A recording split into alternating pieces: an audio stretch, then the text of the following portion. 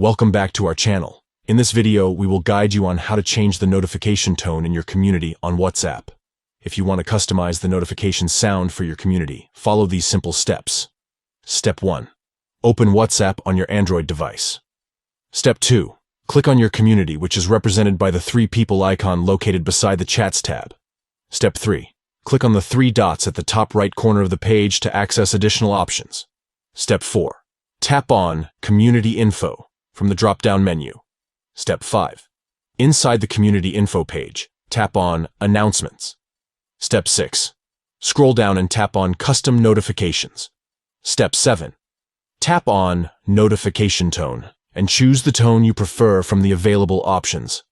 By following these steps, you can easily change the notification tone in your community on WhatsApp.